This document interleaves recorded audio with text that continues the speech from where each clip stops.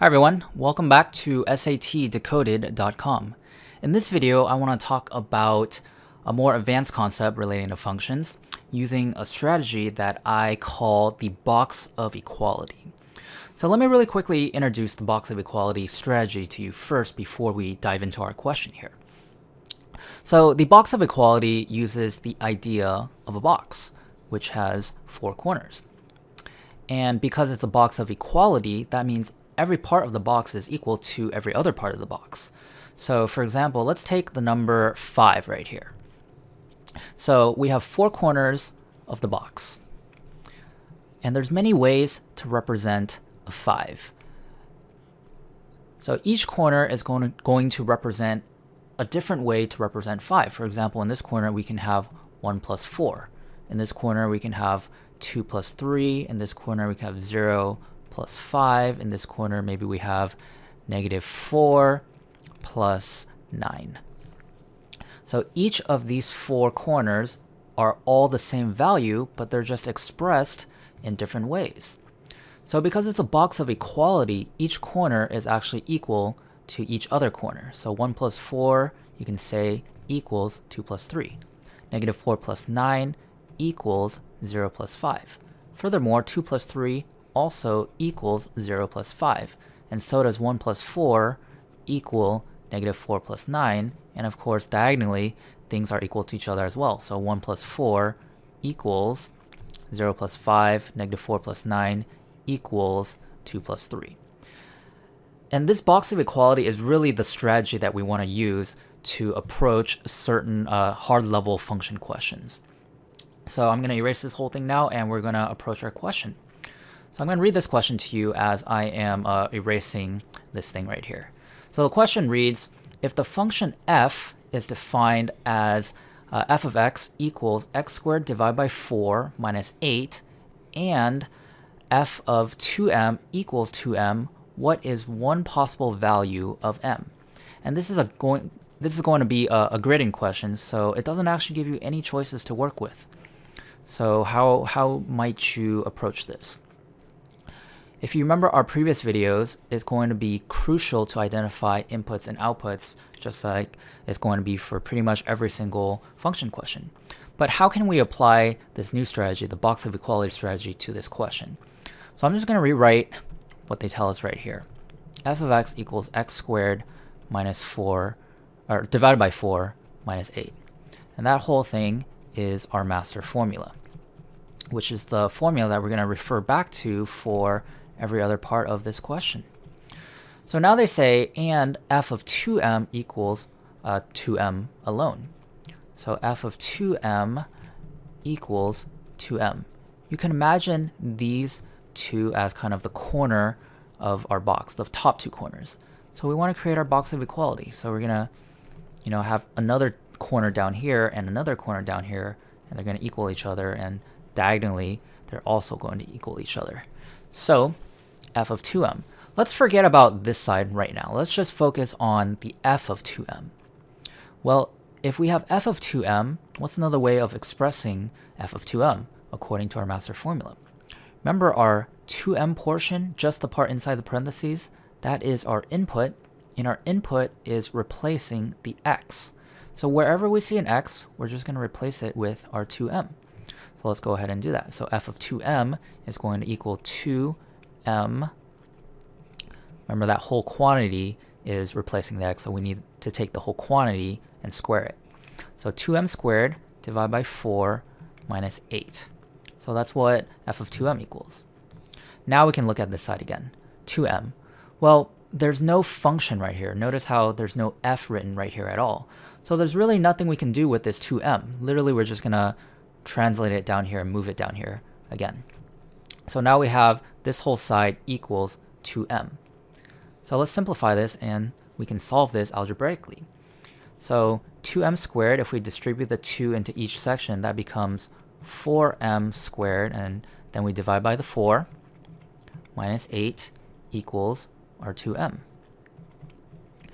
Now that we have all four corners, we can get rid of the portions that really don't help us.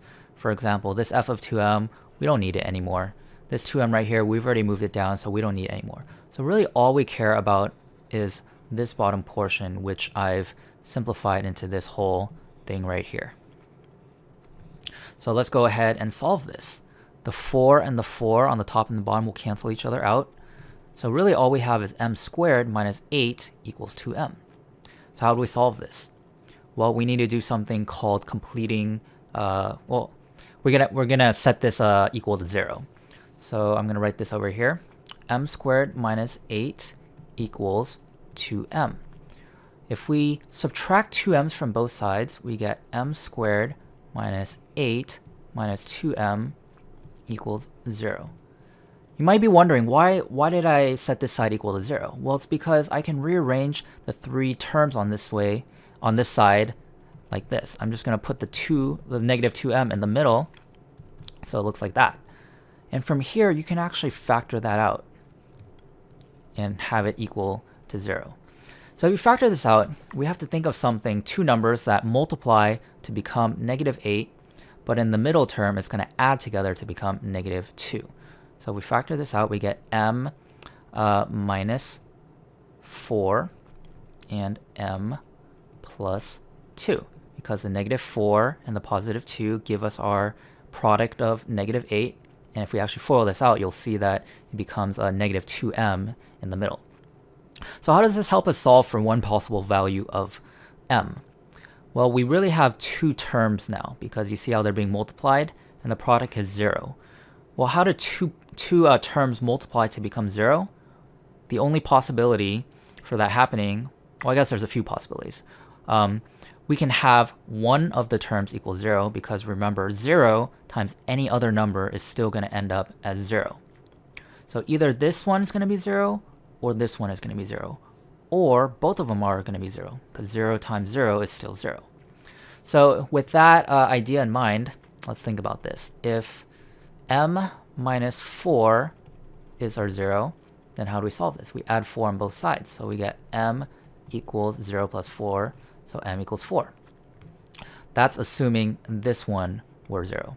What if this side were 0? So we have m plus 2 equals 0. So to solve that, we subtract 2 from both sides. So we get m equals negative 2. So these are our 2 possible answers. M is either negative 2 or m is positive 4. And either one is fine. If you look at your grid-in chart, there's actually no area for you to put a negative sign. So we can just forget about this one, even though technically that is a correct answer. So we're just going to plug in m equals 4. So you would bubble in 4 on your answer sheet. All right, let's try another question like this. So it says, let the function h be defined as h of x equals 2x plus 4. If 2h of 2k equals h of 3k, what is the value of k? Again, this is another grid-in question, so we're just going to have to solve it. And let's go ahead and apply the box of equality strategy. So again, we want to find out what the 4 corners of our box are going to be. So first, I'm going to take note of our master formula, which I've just rewritten for us right here. This is our master formula. And now let's identify what the 4 corners are. They already give us 2 corners right here. So 2h of 2k is one corner, and h of 3k is another corner. So we want to find out what the other 2 possible corners are. Well, again, let's just focus on one corner at a time. So 2h of 2k. This really just means 2 times the quantity, the function of h of 2k. So let's forget about this 2 right now. Let's just solve the part inside these brackets, h of 2k. So according to our master formula, here's our master formula. We have to apply the input. Remember, the input is the stuff inside the parentheses. So in this case, the input is just 2k. And we're going to replace the x with that 2k.